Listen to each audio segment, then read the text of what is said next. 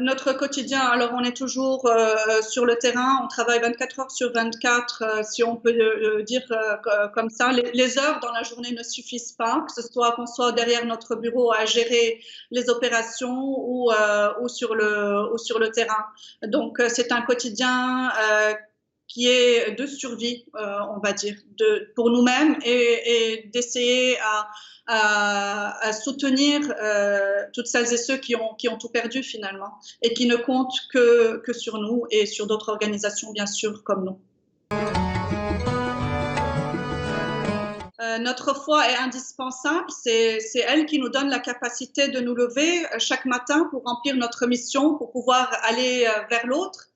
C'est cette capacité que le Seigneur nous donne pour nous oublier, en fait, et pour pouvoir aller à répondre à ceux qui sont dans le besoin, qui ont tout perdu. Notre foi, c'est cette force et cet amour qui nous permet de transformer le désespoir en espérance. Notre espérance est surtout de pouvoir préserver cette terre sainte comme étant celle de tous les fils du Seigneur et certainement les chrétiens d'entre eux. Est-ce que vous pouvez concevoir cette terre sainte que le Christ a foulée, où est née la chrétienté sans chrétiens? L'espérance, c'est de préserver cette identité libanaise qui est propre à elle-même, qui est un message pour le monde entier de pluralisme, avec toutes ces confessions ensemble. C'est ce message que nous cherchons à préserver à travers notre message d'amour, à travers notre service vers l'autre, toutes confessions confondues. Encore une fois, c'est ça la beauté du Liban, c'est ça l'espérance que nous avons dans le Liban, c'est de préserver l'identité de ce Liban.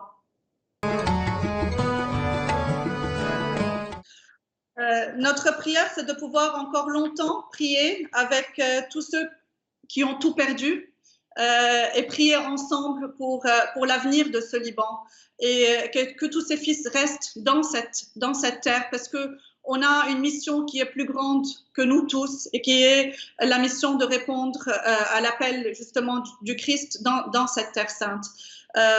Voilà notre prière quotidienne, de pouvoir continuer à donner l'espérance et de préserver ce pays. Liban, message.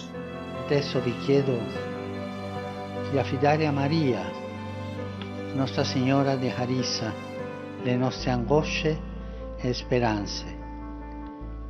Sia lei a sostenere quanti piangono i loro cari e infondere coraggio a tutti quelli che hanno perso le loro case e con esse parte della loro vita, che interceda presso il Signore Gesù affinché la terra dei cedri rifiorisca e diffonda il profumo del vivere insieme in tutta la regione del Medio Oriente.